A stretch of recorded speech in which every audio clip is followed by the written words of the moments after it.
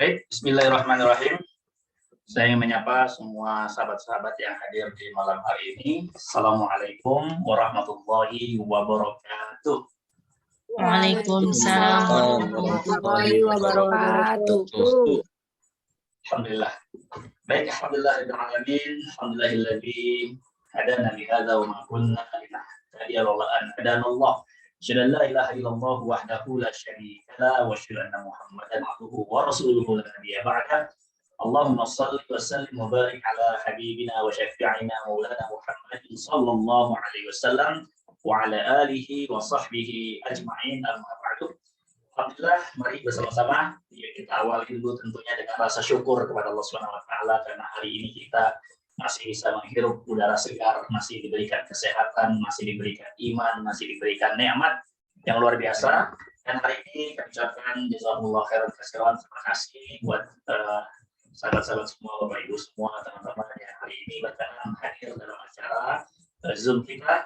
Ya, malam hari ini insyaallah kita membahas satu tema, ya, satu pembahasan yang sangat-sangat insyaallah bermanfaat untuk kebaikan kita selama kita hidup di dunia, dan bagaimana kita mempersiapkan bekal pribadi kita jika nanti saatnya ajal datang di hidup kita punya bekal terbaik, kita punya persiapan terbaik selagi kita hidup di dunia, ya, dan kita di akhirat kelak insyaallah mudah-mudahan mendapatkan syafaat dari Rasulullah dan kita dikumpulkan oleh Allah Subhanahu wa taala bersama keluarga kita, orang tua kita, sahabat-sahabat kita di surga kelak. Amin.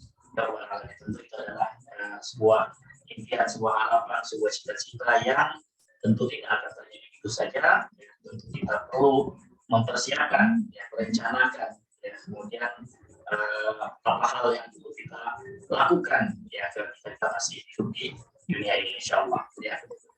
Salam dan salam pada baginda Rasulullah Sallallahu Alaihi Wasallam, umat, ya, yang dicintai beliau, yang rindukan beliau, dan kita adalah umat yang insyaallah bisa meneladani kehidupan Rasulullah Sallallahu Alaihi Wasallam.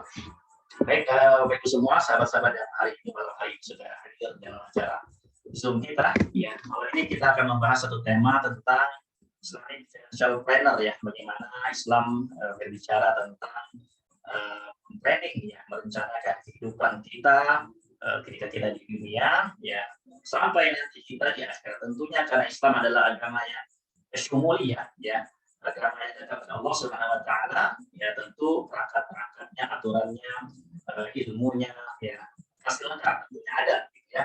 Nah, bagaimana kita membuka diri, ya, mengosongkan gelas kita, ya, untuk bagaimana kita belajar bersama, mengambil hal-hal baik tentunya, dan tentunya hal tersebut insya Allah menjadi sesuatu yang bisa kita lakukan, bisa kita praktekkan untuk bagaimana kita mempersiapkan planning, ya, planning kehidupan kita ketika kita masih di dunia yang sebaik mungkin, sehingga apa? Sehingga nanti kita bila mana perjalanan hidup ini tidak sesuai dengan pesanan, gitu, ya, kita sudah punya planning A, planning B, dan bagaimana kita nanti mempersiapkan itu semua dengan baik tentunya. Baik, sahabat-sahabat semua yang hari ini hadir, tema kita adalah Islamic Financial Planner, yang merencanakan hidup nyaman, ya, hidup tenang, hidup bahagia, ya, di dunia dan di akhirat. Baik, untuk memudahkan kita, saya ingin share materi kita di malam hari ini. Mudah-mudahan dengan melihat gambar, melihat visual, ya, kita lebih mudah, ya, untuk memahami hal-hal yang insya Allah akan kami bahas di malam hari ini, ya, karena saya tidak sendiri, insya Allah nanti kita akan disambung, ya, oleh salah seorang sahabat kami, ya, Bapak Hengki Lomor Narsil, ya, generasi ke berapa, ke-7, ya, atau generasi ke-6 dari pejuang nasional, ya, pahlawan nasional, yaitu Tuan Melaka, ya, insya Allah kita akan mendengarkan bagaimana sehari beliau. Baik, sahabat-sahabat semua, teman-teman yang hadir dalam hari ini, Bapak Ibu, ya, bicara tentang Islamic Financial Planner, ya, tentu ini bukan hal yang baru tentunya, ya.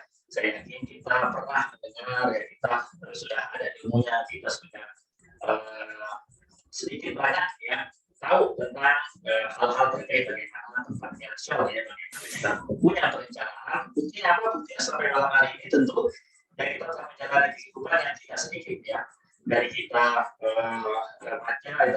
anak ya, kita belajar, kita sekolah, kita nikah, ya kita punya anak, habis itu kita mengatur ya, mengatur rumah tangga, mengatur pengeluaran, mengatur pemasukan, gitu ya, mengatur keuangan kita ya, dengan cara kita, dengan pola kita ya, yang mana kita belajar tentu dari berbagai media, berbagai sumber yang pernah kita mungkin ikuti.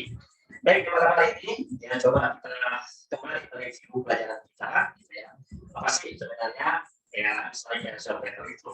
Nah, pada umumnya ya ini pada umumnya kita semua ya, saya, sahabat-sahabat semua, teman-teman semua yang ada malam hari ini adalah punya keinginan apa ya, kita ingin punya keluarga ya yang bahagia, ya, yang harmonis ya, yang sehat, yang apa namanya berkecukupan ya, punya apa namanya kehidupan yang baik tentunya ya, anak soleh, kita yang soleh ya, orang tua sebagai orang tua yang soleh, solehah, semuanya punya impian seperti itu ya. Saya yakin setuju ya semua ya, yang setuju boleh angkat ya.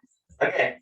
Yang kedua ya, kita semua nggak jauh ya dari bagaimana kita punya rumah ya, punya tempat tinggal yang nyaman ya.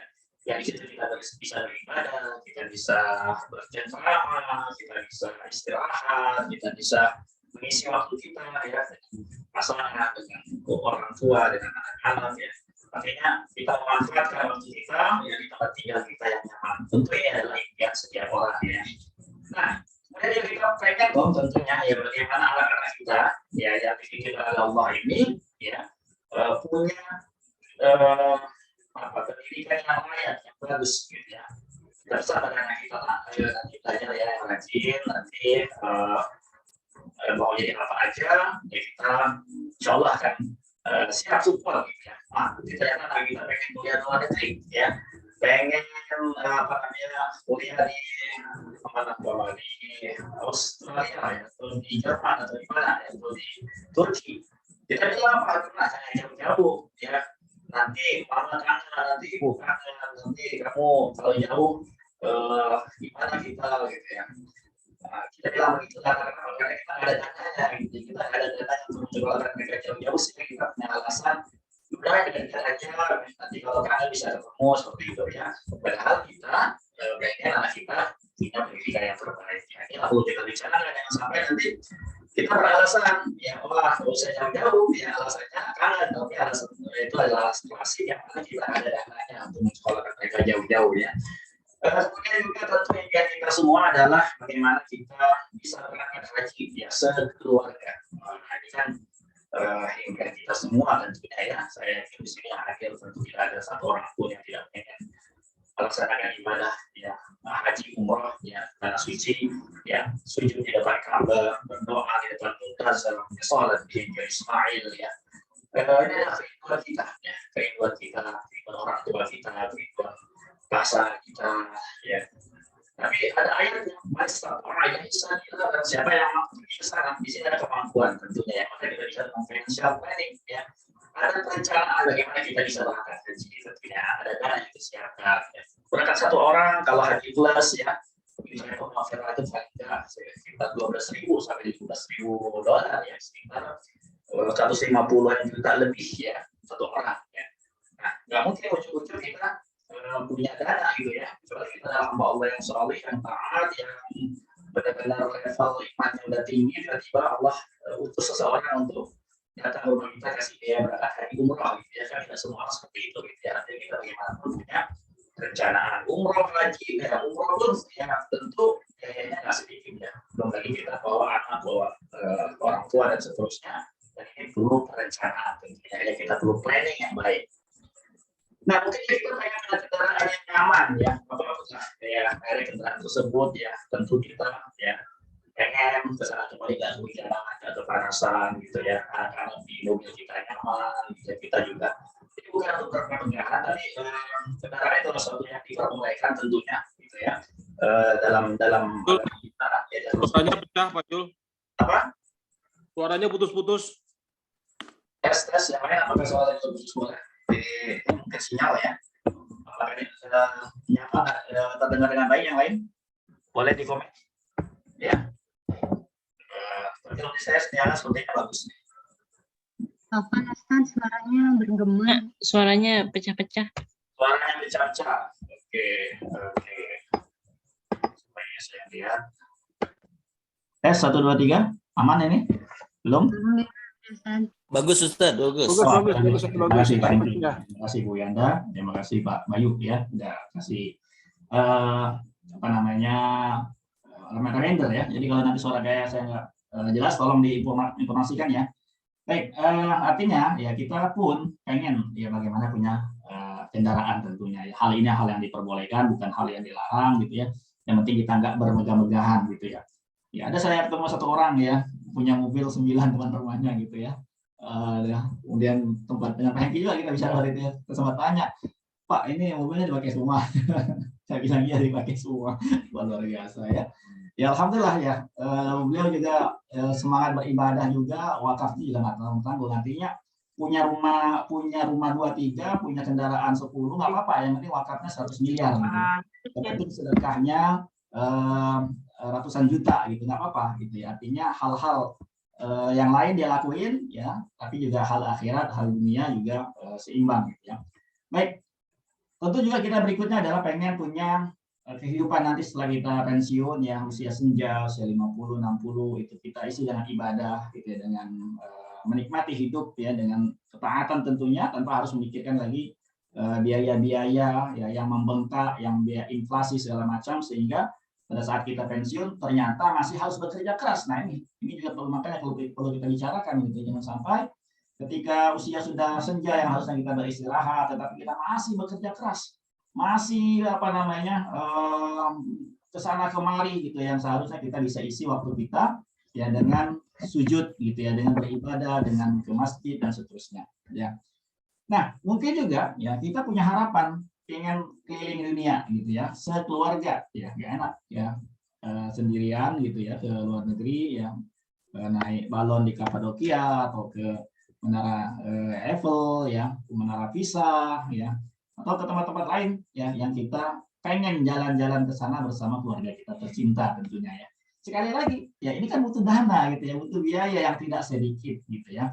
Nah, tentu ya jalan-jalan di dalam kota aja, ya, makan di mall aja itu butuh biaya gitu ya. Maka kita bicara tentang financial planning di malam hari ini. Nah, tentu ya berikutnya adalah pengen berbagi dong, ya pengen punya kontribusi buat sesama, ya pengen harta yang kita punya itu kita bagi juga gitu ya. Buat orang lain, ya buat anak yatim, duafa, ya buat pesantren, buat rumah tahfidz, ya buat membangun sumur dan seterusnya. Ya, ini kan impian kita, gitu ya, impian kita yang memang ya harus kita lakukan, harus kita perjuangkan, gitu ya. Nah, yang terakhir adalah bagaimana kita masuk surga, gitu ya. Wah enak banget nggak kalau punya kehidupan kayak gini teman-teman, gitu ya, yang hadir malam hari ini. Ya keluarga bahagia, ya anak sekolah dengan baik, ya punya kendaraan, punya rumah, punya pensiun, berbaginya, oke lah semua nikmat ya. Tapi pertanyaannya adalah apakah hidup kita sesuai pesanan? Nah ini ya, apakah hidup kita sesuai pesanan? Ya tentu tidak, gitu ya. Tentu tidak. Kenapa? Ya Allah berfirman, "Walanabluwannakum bisyai'im minal khaufi wal ju'i wa naqsim minal amwali wal anfusi was samarat wa basyirus sabirin alladziina idza asabatuhum musibatun qalu inna lillahi wa inna ilaihi raji'un." Ya, ini sangat tegas sekali itu ya, Al-Qur'an bicara ya. Bahwa kita akan diuji ya dengan apa? Ya, dengan rasa takut, rasa khawatir ya. Dengan kekurangan harta ya, dengan kekurangan makanan ya, dengan tempat tinggal yang kepanasan, yang kedinginan dan seterusnya gitu ya. Nah, itu adalah sebuah perjalanan sebuah keniscayaan ya, sebuah hal yang lumrah, yang pasti ya, karena tidak ada kehidupan kita yang berjalan sesuai dengan harapan kita ya, dengan keinginan kita tentunya gitu ya. Pasti ada ujiannya, pasti ada halangannya, pasti ada musibah, pasti ada resiko ya. Maka di malam hari ini kita bicara tentang mitigasi ya, mitigasi resiko dunia akhirat, bagaimana kita menghadapi, mempersiapkan, merencanakan bila mana satu resiko hidup terjadi kepada kita saat kita hidup di dunia. Oke, baik, untuk memudahkan kita ya, saya ingin berikan satu buah gambaran ya seperti ini. Baik, ini gambarannya seperti ini ya, Bapak Ibu semua yang hadir, sahabat-sahabat semua ya, yang hadir di malam hari ini. Ini kelihatan ya, apa namanya, halaman kosong dalam slide ini, gitu ya. Oke, sekarang kita gambar gitu ya. Kita gambar perjalanan hidup kita di dunia. Ya, ini anggaplah gambar hidup kita ya.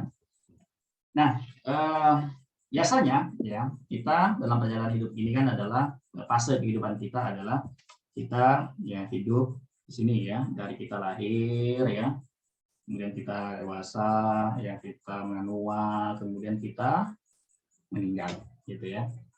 Ya kira-kira seperti ini. Kata Rasulullah SAW, hidup kita di sini berapa ya?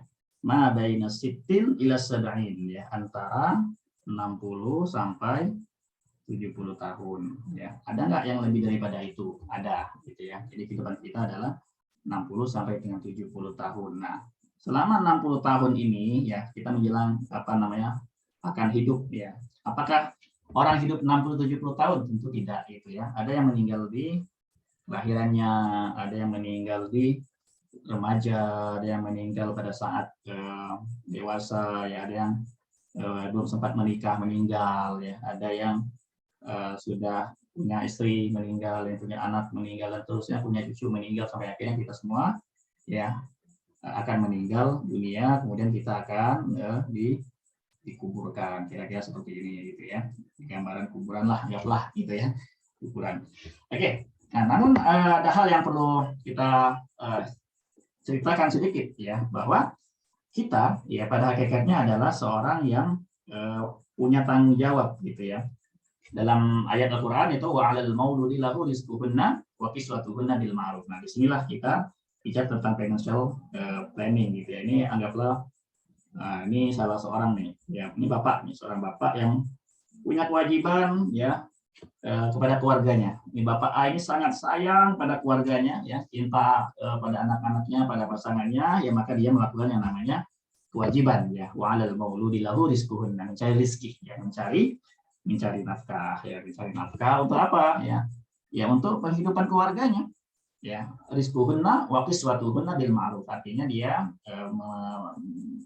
menyiapkan ya pakaian, rizquhunna rezekinya, makanannya dan seterusnya. Artinya dia bekerja untuk memenuhi kebutuhan sehari-harinya gitu ya. Jadi untuk keperluan ya di sini ya, keperluan sehari-hari ya. Tulisan saya kebaca ya, bagus ini. Ya, sehari-hari dan seterusnya ya. Kemudian juga ya untuk impian berikutnya tadi yang kita bicarakan ya, untuk menyekolahkan anak gitu ya. Untuk apa? Artinya biaya pendidikan ya.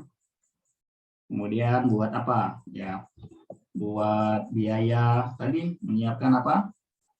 Pensiun ya. Kemudian juga apa? Untuk ibadah ya, biaya ibadah ya ke tanah suci ya, dan lain-lain tentunya ya, pengen traveling ya, kemudian juga sedekah ya. Nah, ini kan orang menyisihkan dananya untuk itu kira-kira ya, tulisan saya baca ya, alhamdulillah. Nah, inilah yang disebut dengan impian gitu ya, maka orang punya impian. Nah, untuk meraih impian ini maka apa yang dilakukan orang biasanya apa ya, dia perlu menabung ya. Nah, biasanya orang menabung di mana ya? Ya, biasanya orang menabung pada umumnya adalah menabung di bank ya. Oh, bukan bank itu ya, bukan G ya, tapi K ya. Ya, menabung di bank. Nah, contoh nih ya, Bapak A ini menabung ya karena impiannya banyak ya, dia nyisikan per bulan berapa? Contoh 3 juta ya. Bulan pertama 3 juta, bulan kedua 3 juta, bulan ketiga 3 juta. Nah, karena hidup ini tidak sesuai dengan pesanan, ya, maka seandainya kita nggak tahu ya, hidup kita ini ya akan diuji, ya. Boleh jadi Bapak ini di bulan keempat dia diuji ini oleh Allah, ya, ada ujian datang, ya. Ujiannya ternyata Bapak ini ya kena yang namanya kanker, ya. Ya. Terjadi nggak terjadi kan di sekeliling kita ya, menurut survei WHO itu 100% ya dari keluarga besar itu ada yang terkena namanya sakit berat, sakit kritis. ada yang kanker, ada yang stroke, ada yang gagal ginjal, ada yang diabetes, ya, macam-macam penyakitnya, ya. Dan kita coba cek dari keluarga besar kita, paman kita, orang tua kita, kakek, nenek kita, ya, ataupun keluarga-keluarga kita yang lain, gitu ya, biasanya ada tuh kena sakit seperti itu. Nah, kata dokter, ya, dia perlu disiapin dana sebesar ya 1 miliar. Oh, gede banget memang ya. Kalau kita baca di media ya di internet tuh biayanya nggak sedikit ya. Bahkan kalau dilihat videonya UP itu dia bilang sampai berapa 7M ya, 7 miliar itu luar biasa ya. Nah, kenapa ya kalau kita lihat di sini tabungannya baru berapa? Baru 9 juta ya. Diambil nggak mungkin ya. Baru 9 juta. Maka apa yang dilakukan? Maka rumahnya ini ya. Rumahnya bisa dijual ya.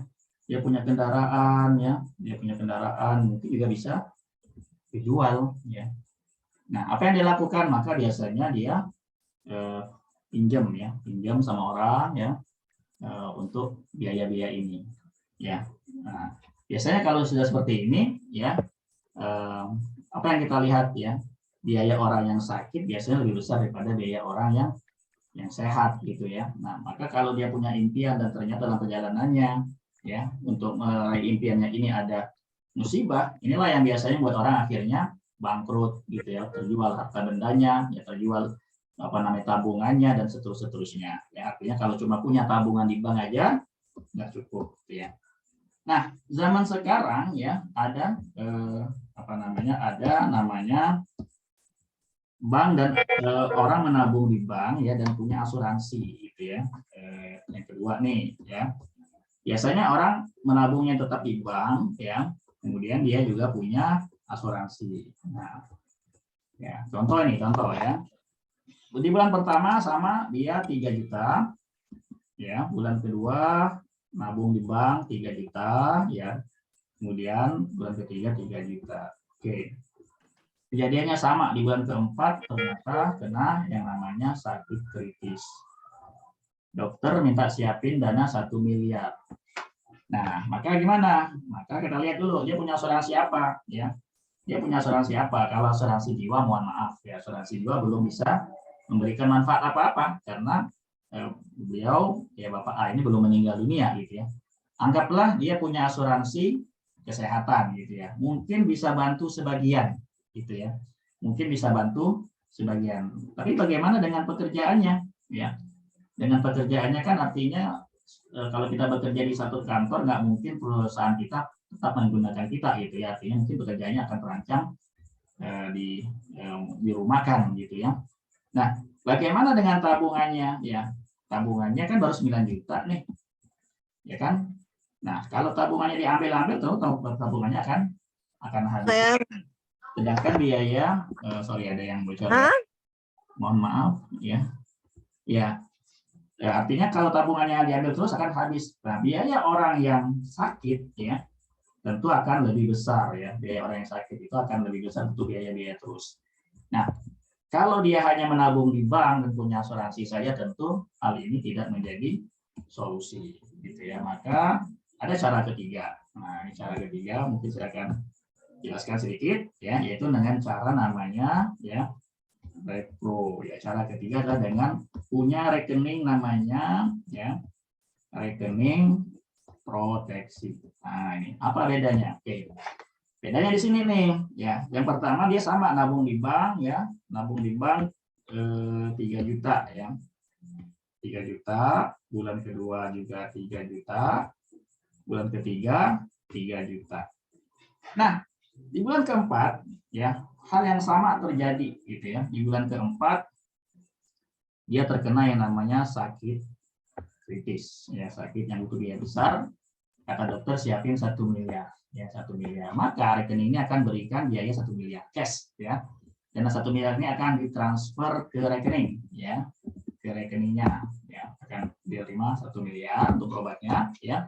Kemudian biaya-biaya berobatnya sudah di cover juga ya. Biaya berobatnya diberikan 5 miliar ya, 5 miliar. Artinya di cover full nih ya. Nah, tentu setelah itu dia dapat manfaat lagi dari rekening ini ya. Di bulan keempat, kelima ya. ya diisi rekeningnya 3 juta ya. Diisi lagi di bulan ke-6 rekeningnya diisi 3 juta. Bulan ke-7 diisi lagi 3 juta. Bulan ke-8 diisi lagi 3 juta. Diisi 3 juta sampai kapan? Nah, sampai usianya 65 tahun. Ya. Jadi dia terus mendapatkan uang per bulan ke rekeningnya sebesar 3 juta sampai dengan usia 65 tahun. Gitu ya. Nah, rekening ini ya selain memberikan manfaat uang cash ya dan biaya rumah sakit, rekening ini memberikan uang 1 miliar lagi ya. Manfaat tambahannya kalau ya ternyata dia sakitnya ini menyebabkan dia cacat tetap ya.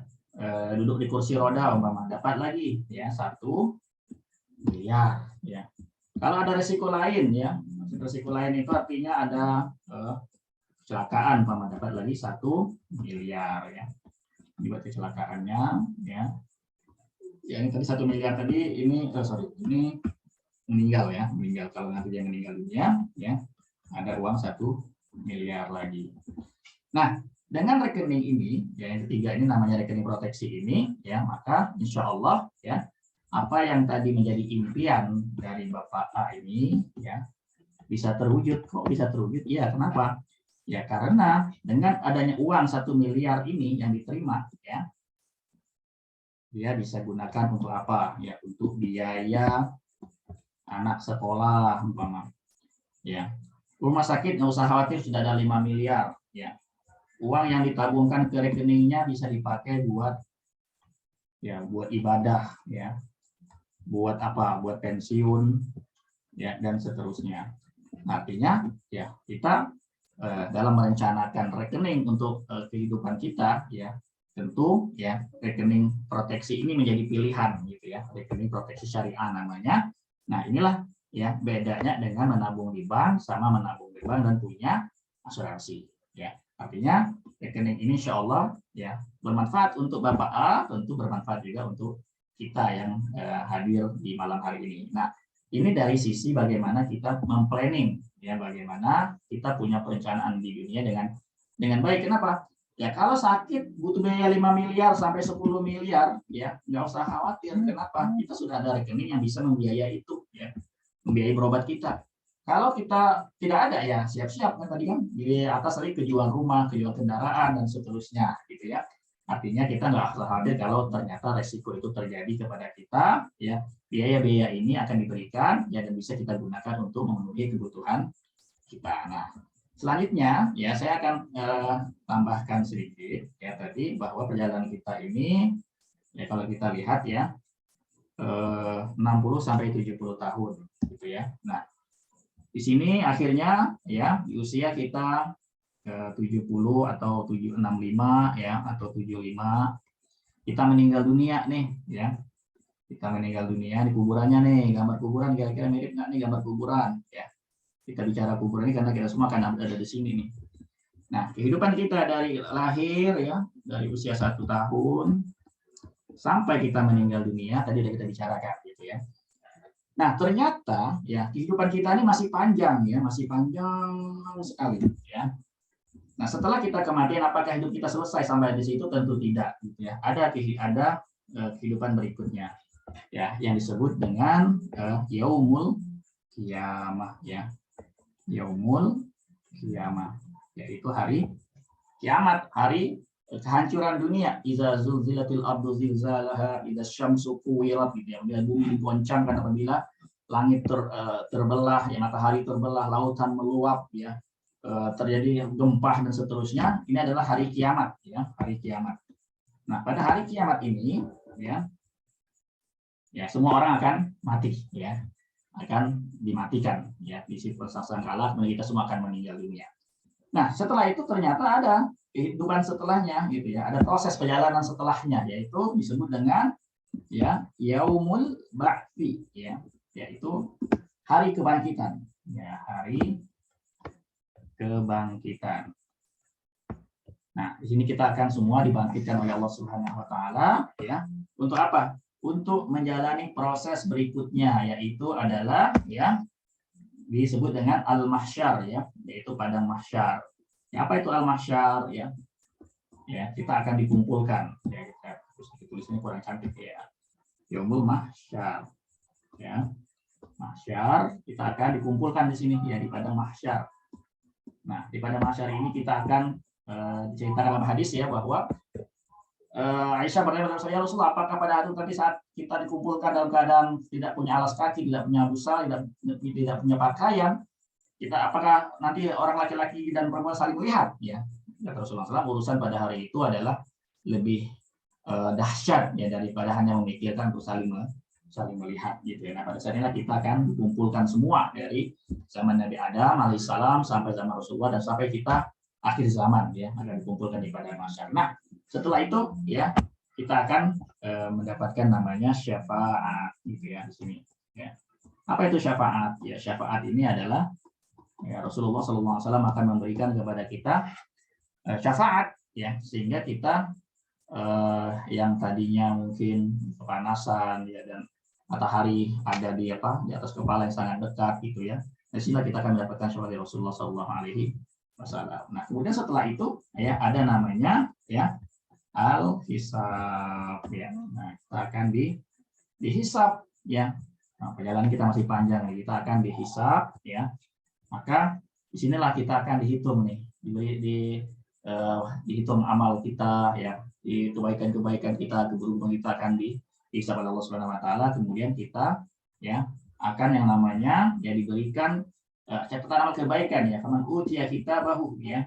Utiya kitabah. Jadi di sini adalah kita akan diberikan catatan amal kita ya. Diberikan catatan amal ya. Nah, ini adalah dihisab ya.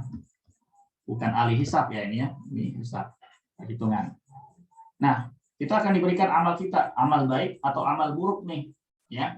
Kemudian setelah dihisab ya, nah amal kita itu saya naikin lagi sedikit ya ke atas, panjang nih perjalanan kita ya. Yaitu kita akan mengalami proses berikutnya yaitu al-mizan. Wah, ini panjang mas ini ya. Kita cari pikir, kita namanya al-mizan ya. Apa itu mizan? Ya, mizan ini adalah kita akan ditimbang. Nah, disinilah kita bicara ya hari ini ya. Ketika ditimbang amal kita ini mana kita yang lebih berat ya antara amal kebaikan atau dosa yang pernah kita lakukan. Makalah di sini kita penting bicara tentang planning ya, tentang planning akhirat kita. Disinilah kita akan ditimbang amal baik kita, amal buruk kita. Ya, masalahnya kalau kita meninggal hari ini, meninggal besok, udah cukup belum amal kita atau dosa kita masih banyak. Ya, karena setelah ini ya, kalau kita mendapatkan kebaikan ya ditimbang ini ya kita akan dapat namanya al-haud. Ya. Al-haud ini adalah telaga Rasulullah akan diberi minum. Ya Allahumma ya Allah berilah kepada kami ya meminum dari telaga Rasul SAW ya yang kehausan akan hilang hausnya ya wala yazma'u abadan, tidak akan haus selama-lamanya. Nah, kemudian setelah itu kita akan melewati yang namanya sirat ya, as-sirat. Apa itu sirat? Jalan jembatan ya. Jembatan menuju kemana ya, ke surga ya atau ke neraka ya, al jannah ya awinar ya, al jannah ya, surga atau neraka ya. Dan di sini dua-duanya kekal, khalidina fiha, kekal di dalamnya ya, kekal di dalamnya. Nah, kita bicara Islamic Financial Planning, ya bagaimana kita memplanning perjalanan kita yang jauh ini, ya perjalanan kita menuju surga Allah Subhanahu Wa Taala, ya apakah kita akan ke neraka atau ke surga? Ini masih jauh nih. Ketika kita meninggal di sini di usia 65-75, ya tadi kita udah bahas tentang bagaimana planning kita hidup di dunia gitu ya. Kalau ada resiko dunia kita nggak usah khawatir, tenang, aman, nyaman, damai ya karena kita sudah punya siapin rekening proteksi. Nah, kalau kita nanti meninggal, sedangkan kita khawatir, ya di sini kita khawatirnya adalah ya al-mizan ini, ya ditimbang amal kita, ya catatan amal kita sudah diberikan di sini, yang diberikan, ya yang kita pernah beribadah, yang bersedekah, berinfak, ya sholat, baca Al-Quran, ya akan ditimbang, ya kita pernah bermaksiat, ya menyakiti orang dan seterusnya, ya kita juga akan ditimbang amal kita. Nah, siapa di antara kita yang masih hidup hari ini ya, yang yakin ya bahwa kita timbangan amalnya ya lebih berat daripada timbangan dosa kita. Gitu. Siapa yang yakin? Ya. Tentu kita tidak ada yang yakin. Maka di sini kita perlu yang namanya mempersiapkan ya, mempersiapkan apa bekal kita ya yang akan kita siapkan ketika kita menghadap Allah Subhanahu wa taala. Maka di sini saya akan bicara sedikit ya tentang bagaimana persiapan kita ya ketika kita dipanggil Allah Subhanahu wa taala. Nah, di sini kita bicara tentang al-mizan tadi ya. Boleh lihat di slide berikut ya untuk menguatkan kita ya. Apakah kita yakin pada malam hari ini kita sudah lebih berat timbangan amal kita atau timbangan dosa kita ya. Nah, kalau kita nggak yakin, maka di sini kita butuh persiapan juga. Kita perlu memplanning, merencanakan bagaimana kita punya persiapan yang cukup ketika nanti di akhirat kelak perjalanan masih panjang, kita ditimbang amal kita, ya kita ada timbangan amal itu dengan cara punya wakaf, gitu ya. Bagaimana kita punya wakaf ya? Merencanakan wakaf sebelum kita meninggal dunia. Kenapa? Karena dengan wakaf ini akan menambah berat timbangan amal ibadah kita. Ya, pada saat kita meninggal dunia ada penambah berat timbangan amal kita. Nah, kenapa? Karena setiap kita pada hakikatnya adalah sedang menunggu saja dari satu sebab kematian kepada sebab kematian berikutnya. Apa yang kita bicarakan di awal dari planning dunia, ya semuanya pasti akan berakhir, pasti akan kita tinggalkan, ya. Kalau kita tinggalkan kebaikan, ya sebagaimana dilakukan oleh Sa'd bin Abi Waqqas, meninggalkan harta yang cukup, bekal yang cukup untuk ahli warisnya, yaitu kita sudah melakukan kewajiban kita sebagai orang tua yang mencintai keluarga kita, ya karena kita siapkan planning terbaik untuk keluarga kita.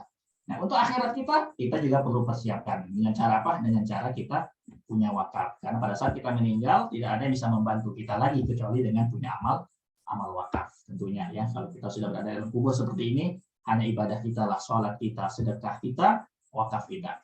Kenapa? Ya, karena kalau kita meninggal dunia, ya seperti ini, ya orang yang telah dipanggil Allah, ya kalau masih diberikan kesempatan untuk beribadah, apa yang mereka lakukan yaitu mereka ingin bersedekah. Ya, fayaqulu rabbi laula akhartani ila ajalin qarib, ya Allah, ya kalau sekiranya engkau masih mau bisa menunda kematianku sekejap lagi, maka aku akan lakukan yang namanya sedekah. Nah, inilah kita bicara malam hari ini tentang planning kedua, bagaimana kita mempersiapkan sedekah terbaik yaitu dengan cara punya wakaf. Nah, Rasulullah telah mencontohkan ya, Rasulullah wakafnya Masjid Nabawi ya dibangun ya oleh Rasulullah ya, tanah itu dibeli oleh Rasulullah dan 2 anak yatim, dibangun Masjid Nabawi, juga Masjid Kuba Rasulullah bangun ya dengan para sahabat ya. Juga ada sahabat lain yang berwakaf, contoh sekilas aja ini ya, wakaf Umar kebun kurma ya, wakaf Utsman ya, selain wakaf sumur ini juga Utsman punya wakaf yang lain tentunya ya, wakaf Raja Abdul Aziz ya, kalau kita lihat gambar ini berwakaf tanah yang di dekat Masjidil Haram, dibangun hotel, keuntungan hotel ini diberikan untuk membiayai Masjidil Haram.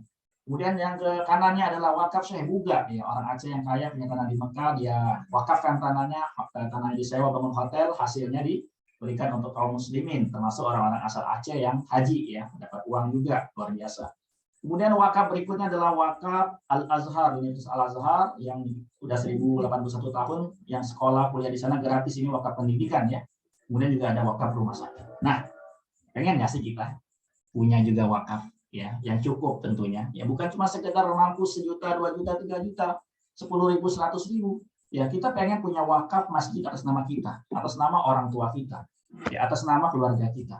Ya, sehingga apa? Pahala jarinya mengalir abadi. Ya, kita bangun pesantren, kita bangun rumah tahfidz Al-Qur'an, ya. Nah, kalau Bapak Ibu yang hadir di malam hari ini, ya, kita ajak yuk wakaf yuk 1 miliar.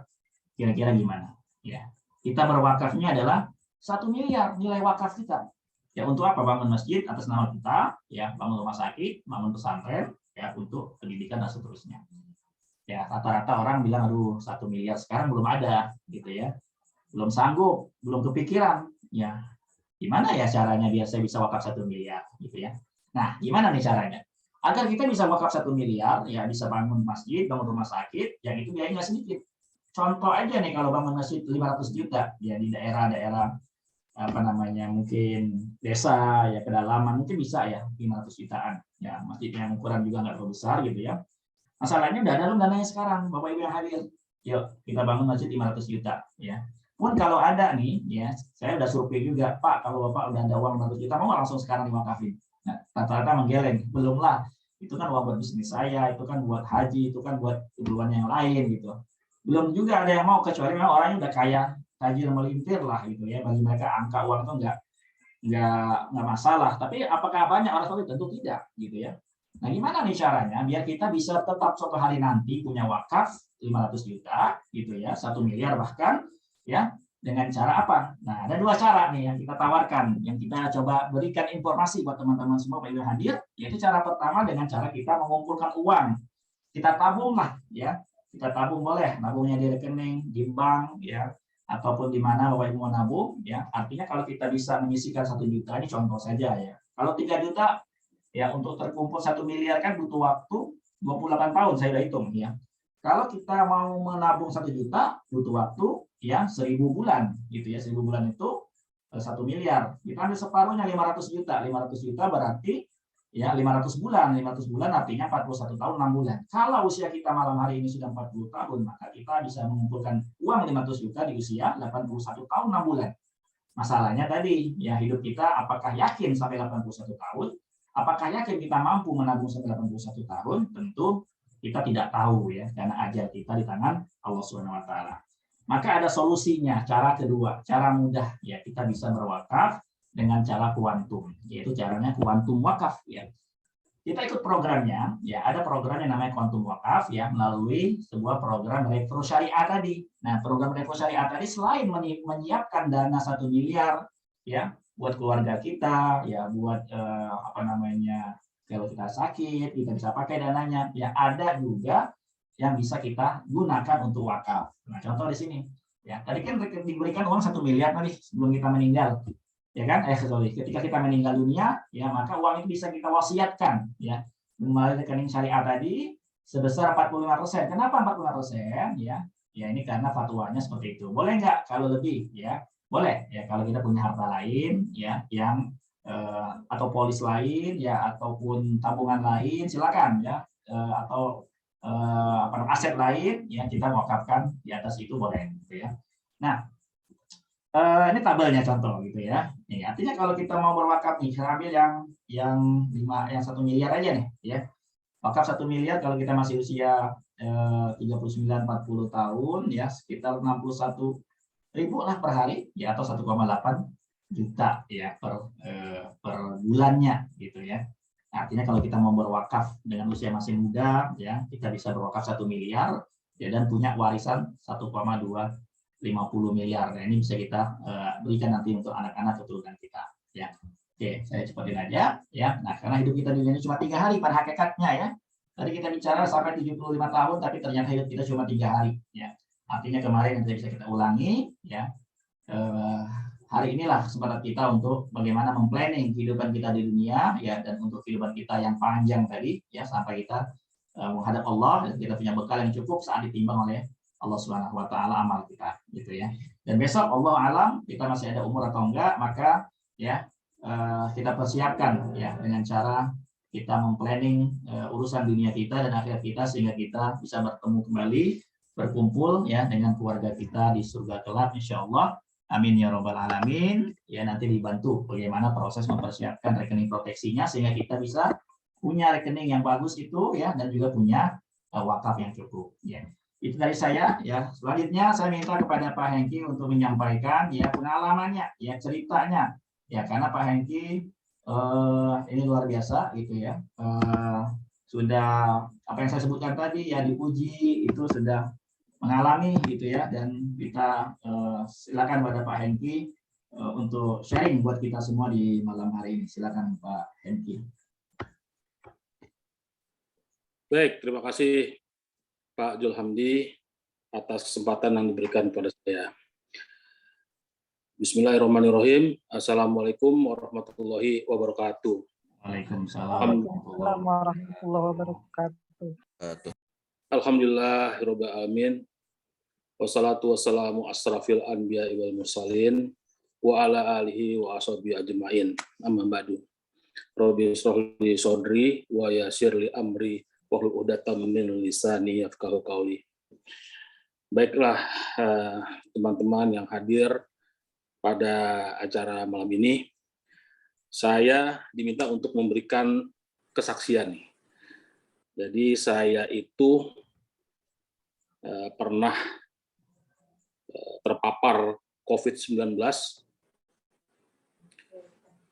waktu awalnya Delta itu tanggal 11 Juni ya, tanggal 11 Juni tahun 2021 itu saya sempat dirawat 25 hari di Rumah Sakit Siloam Mampang. Itu rumah sakit khusus untuk COVID.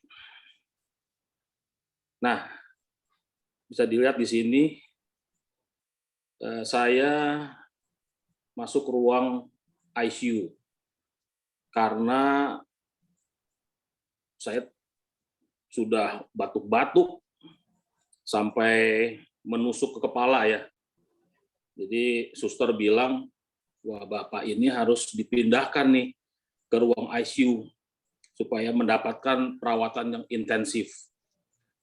Jujur teman-teman, saya tuh takut bukan main ya, karena saya belum pernah masuk ke ruang ICU. Di bayangan saya itu, ruang ICU itu mengerikan deh. Banyak pasien-pasien yang parah di sana gitu loh. Mungkin suster itu tahu, dia tanya kepada saya kan, Pak Hengki kenapa? Bisa nggak sus, saya nggak usah ke sana. Wah nggak bisa Pak. Kenapa Pak Hengki takut? Iya saya takut. Bukan apa-apa. Saya takut tuh sampai dimasukin selang ke dalam mulut segala macam gitu. Tapi apa boleh buat? Mau nggak mau, suka nggak suka. Katanya harus dipindahkan. Masalahnya ruang ICU itu full. Jadi saya tuh harus menunggu antrian. Ada 4 orang yang harus juga ditolong ke ruang ICU itu. Ya sudah, saya menunggu gitu loh ya. Menunggu sampai adik saya itu mohon-mohon dengan alasan anak saya masih kecil-kecil gitu. Ya itu atas berkat kuasa Allah saja saya diprioritaskan untuk masuk ruang ICU. Di sana saya berusaha mengendalikan pikiran saya karena COVID ini menyerang mental dan pikiran. Kalau mental kita drop, imun kita juga akan turun ya. Jadi saya berusaha untuk stabil. Nah di ruang ICU itu saya nggak lama, cuma 3 hari. Saya lamanya tuh di HCU. Nah di HCU itu saya banyak ketemu dengan suster, dokter, sampai saya tuh diskusi sama dokter ya, dok, ini bagaimana dok perkembangan COVID sekarang ini? Dokter bilang, sekarang ini kita serahkan saja Pak sama yang di atas, karena tinggal menunggu kapan kita kenanya, katanya gitu loh. Tidak bisa diprediksi lagi. Ada anak muda nih usia 29 tahun katanya, dia segar bugar, tidak ada komorbid, penyakit bawaan. Tapi kalau Tuhan menghendaki dia dipanggil, ya lewat. Sementara ada nenek-nenek yang sudah usia lanjut, badannya kurus, banyak penyakit, tapi masih diberikan kesempatan sama Allah untuk hidup. Nah, 25 hari saya menjalani proses penyembuhan di rumah sakit, sendirian di kamar, hanya ditemani oleh TV yang acaranya cuma berita. Berita isinya itu mengenai COVID lagi. Ya sudah saya berusaha untuk beradaptasi ya, positive thinking.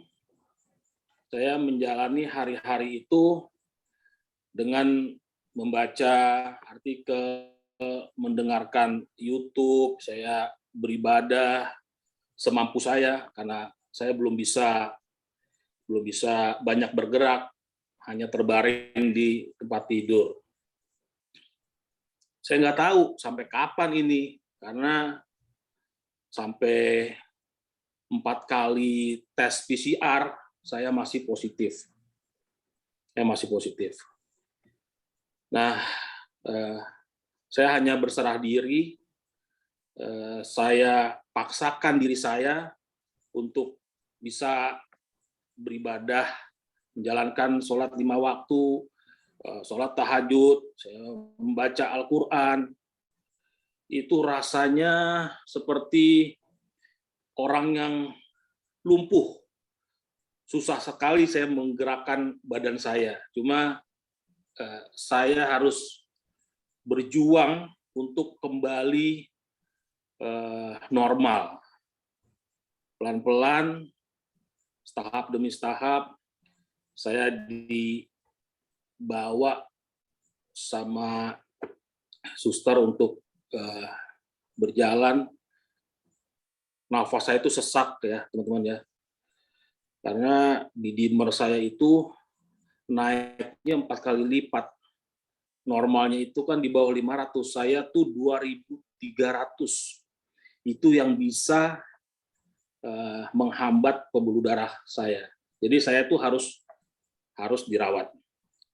Tapi ya Tuhan memberikan ujian kepada saya ini, bukan hanya saya yang terkena, tapi keluarga saya di rumah 8 orang itu menjalani isoman. Ada istri saya, 4 orang anak saya, ibu mertua, dan adik ipar saya. Di saat itu berkecamuklah di dalam pikiran saya memikirkan penyakit saya memikirkan keluarga saya. Tapi syukur alhamdulillah teman-teman, saya tidak sedikit pun memikirkan biaya saya di rumah sakit. Karena saya sudah serahkan ini semuanya kepada kartu sakti ya, untuk mengcover proteksi kesehatan saya. Memang dulu saya mengambil kartu kesehatan ini untuk mengantisipasi kalau saya terkena COVID. Karena kan saya kan sering di lapangan bertemu dengan orang-orang ya. Apa yang saya takutkan itu terjadi. Ya, tapi ya inilah gunanya kita menyempurnakan ikhtiar, di samping kita bertawakal kepada Allah ya. Bukan main teman-teman, tagihannya saya pun juga kaget mendapatkan informasi 360 juta selama 26 hari. Saya hanya membayar ekses klaimnya itu 1.500.000, itu karena ada obat-obatan yang tidak di-cover ya, seperti suplemen, vitamin, itu 1.500.000. Ini bisa dilihat dari tanggal 11 Juni saya keluar 7 Juni. 7 Juli ya, 7 Juli. Tapi teman-teman, ternyata tidak sampai di situ. 10 hari saya di luar, saya masuk lagi post-COVID. Ini lebih parah daripada yang sebelumnya, teman-teman. Ya, saya di rumah itu nafas saya sudah satu-satu.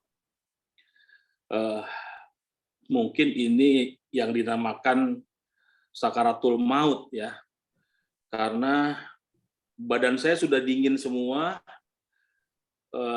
Saya bicara sudah teloh ya, saya minta istri saya untuk memberikan nafas bantuan, anak saya, adik saya, tapi tidak merubah keadaan, ya teman-teman. Itu saya benar-benar jujur ya, jujur saya takut sekali teman-teman ya, karena saya masih banyak dosa ya, masih banyak tanggung jawab yang saya harus laksanakan, anak-anak saya, istri saya ya. Saya benar-benar berjuang, saya melawan untuk bisa terus bernafas. Akhirnya anak saya membawa ke rumah sakit Pondok Indah, ke UGD. Ya, saya itu positif lagi. Jadi kenapa saya post-COVID yang kedua ini, saya diberikan obatan dari Siloam, itu kan keras ya, tapi saya tidak dikasih obat lambung, sehingga iritasi kan di lambung. Terjadilah yang namanya GERD itu, jadi asam lambung saya naik. Ya sudah, itu 10 hari saya di Rumah Sakit Pondok Indah, totalnya bisa dilihat di sini teman-teman nih, 100 juta ya. Jadi kalau di Siloam 360, ini 100 juta, ya hampir setengah miliar teman-teman. Itu saya baru ambil kartu kesehatan ini jalan 8 bulan. Ya. 8 bulan, 1.850.000. Ya. Kalau kita kalikan aja 10 bulan aja, baru berapa ya teman-teman? Apa yang kita keluarkan dengan apa yang kita dapatkan manfaatnya, itu nggak ada apa-apanya. Karena kita tidak pernah tahu besok itu panas atau hujan. Hidup tidak sesuai dengan pesanan. Seperti yang dikatakan Pak Jul tadi. Malahan sekarang ini dalam waktu seminggu belakangan ini ya, itu sudah terkonfirm 16.000 orang-orang yang kena varian Omikron. Gubernur DKI Anies Baswedan itu mengusulkan untuk belajar itu di rumah selama 1 bulan, tapi masih dibahas oleh 4 menteri ya, teman-teman. Nah, jadi di sini memang diperlukan sekali yang namanya kartu kesehatan untuk mengantisipasi segala kemungkinan yang terjadi, hal-hal yang tidak kita inginkan. Ya, walaupun kita punya uang ya teman-teman ya, kita kan nggak tahu ya berapa biaya yang akan kita keluarkan. Tentunya kan kita juga tidak ikhlas membayar sesuatu ya, sudah kita bekerja keras mengumpulkan tabungan atau aset, tapi harus kita bayarkan ke rumah sakit. Dan ketika saya dirawat di rumah sakit itu, walaupun kita punya uang banyak, belum tentu juga kita bisa masuk, karena dalam waktu yang bersamaan itu membludak di mana-mana rumah sakit penuh. Ya, jadi ini jalan Tuhan yang memberikan kesempatan kepada saya masih bisa menghirup udara segar sekarang ini, supaya saya itu bertobat, supaya saya itu bisa nih berbuat lebih baik lagi dari yang sebelumnya. Cukuplah pelajaran saya, jangan sampai ini terjadi kepada teman-teman semuanya, karena yang namanya kematian itu sangatlah dekat sekali gitu loh. Kita memang mempersiapkan hidup dengan senang dan bahagia, tapi jangan lupa kita juga harus mempersiapkan untuk hidup yang kekal abadi nantinya, supaya kita meninggalkan dunia ini yang fana dengan tenang. Di samping saya mempunyai kartu kesehatan, saya juga sudah mempersiapkan wakaf dan warisan untuk keluarga saya. Kita bekerja, berusaha untuk keluarga kita. Jangan sampai keluarga kita nanti yang kita tinggalkan, mereka akan terlantar, mereka menjadi pengemis, karena di dalam Al-Quran juga dikatakan bahwa seorang pencari nafkah minimal kalau dia sudah pergi tidak kembali, minimal dia harus meninggalkan 1 tahun kepada anak istrinya. Jadi teman-teman, alhamdulillah saya sudah mewakafkan sebagian daripada harta saya ke IKADI, ya, IKADI, karena di IKADI itu membangun masjid di daerah dan sumur, ya teman-teman. Dan saya juga mengajak keluarga saya, istri saya, adik saya untuk ikut menyaksikan bahwa kenapa sih saya ini berwakaf? Apa bedanya dengan sedekah? Kalau sedekah itu kan habis ya teman-teman ya. Tapi kalau wakaf ini dia akan mengalir terus ya sampai di akhirat nanti. Kita tidak pernah tahu dosa kita atau amal kita yang berat. Jadi ini untuk membantu timbangan nanti di sana. Mudah-mudahan dengan wakaf ini bisa bermanfaat. Seperti sahabat-sahabat Nabi, Utsman bin Affan sekarang pun masih ada namanya ya di Mekah sana. Dan saya juga meninggalkan warisan untuk anak-anak saya ya secukupnya lah gitu loh. Jadi apabila sewaktu-waktu saya dipanggil ya mereka sudah punya. Jadi saya pun juga tenang dunia dan akhirat. Jadi teman-teman sekali lagi saya menghimbau dengan meningkatnya COVID sekarang ini, tentunya kita harus